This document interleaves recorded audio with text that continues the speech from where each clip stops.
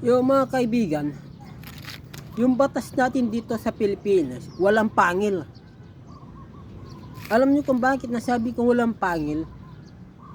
Kasi nga, parang hindi nakakagat, hindi tumatalab sa mga tao.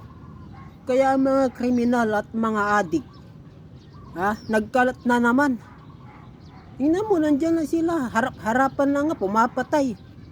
At ito pa mga kaibigan, parang mas kinakampihan pa sila ng gobyerno. Parang mas kinakampihan pa sila.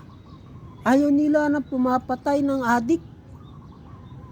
Pero, hindi nila natanong kung okay ba na ang mga adik pumatay ng inosente. Tingnan nyo, mga inosente namamatay sa kamay ng mga adik.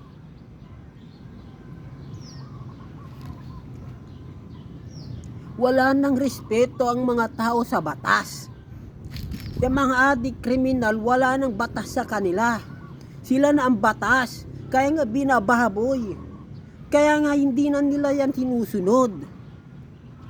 Mga salot sila sa lipunan. Kaya nga hindi nyo masisisi na marami pa rin may gustong bumalik si Duterte. Kasi nung panahon ni Duterte, yung mga kriminal, yung mga adik, natakot sa kanya. Kaya maraming nagsisuko. Bakit? Pinapatay yung mga adik. Ngayon, baliktad parang mas kinakampihan pa yung adik. Isipin mo yan, yung mga pinatay sa drug on war. Yung mga namatay sa drug on war, pinahukay na, pinalagyan pa ng museum. Ano na po? Hindi ko alam kung anong meron sa gobyerno natin ngayon, mga kaibigan. Pero yung kasamaan, palala ng palala. Kaya kayo, kung lalabas kayo, wag na kayong magpagabi at mag-iingat kayo. Marami nang namamatay, naray-rape, dahil dyan sa mga adik. Nagkalat na naman, tapos sasabihin, bumaba daw ang kriminalidad sa bansa. Kalokohan yan, mga kaibigan. Ako, ayaw ko ng death penalty. Kasi nga pagpatay yan Kaso mga kaibigan, ang mga tao dito sa Pilipinas, harap-harapan na kung pumapas lang. Harap-harapan na kung gumagawa ng kriminalidad. Wala na silang takot, maski kabataan. Nakita mo, laman na mga balita, patayan dito, patayan doon, gulo dito, gulo doon. Tapos ang mga nakaw po, busy sila kung paano sila magnanakaw ng kaban ng bayan para mayroon sila ulit pagkampanya sa eleksyon. Para pag nanalo, tuloy ang ligaya. Ang bihira. Wala na talagang paroroonan ng bansa natin, mga kaibigan. Nakakahiya na maging Pilipino, mga kaibigan. Ako, proud ako na ako'y Pilipino. Pero, kinakahiya ko yung gobyerno ko, mga kaibigan. I'm very sorry. Pero hindi ko gusto ang administrasyon na to. Walang pangil, walang bakal na kamay.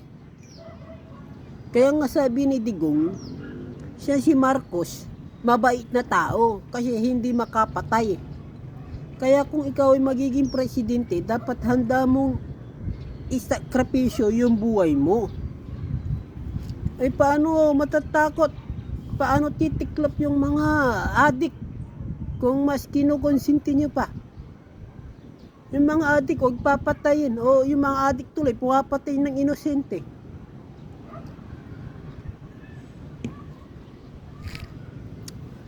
Kaya, wala tayong magagawa kung marami pa rin may gusto na bumalik ang mga Duterte dahil sila may bakal na kamay.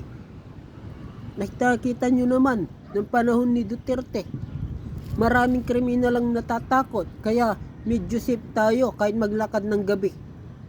Bakit? Pag kriminal ka o kaya adik ka, mababalitaan mo na lang ng laban Wala na. Wala nang katahimikan tong Pilipinas Ang mga nakaupo, busy kung paano sila mangungurakot. Yun namang ibang mga content creator na vlogger, busy kung paano sila manghihikayat na mag-registered sa mga promoting nila ng sugal. Pambihira, palala ng ating mga kasamaan dito.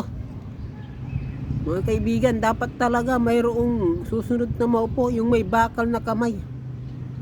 Kaya mag-isip kayong mabuti kung sino yung susunod na iboboto ninyo.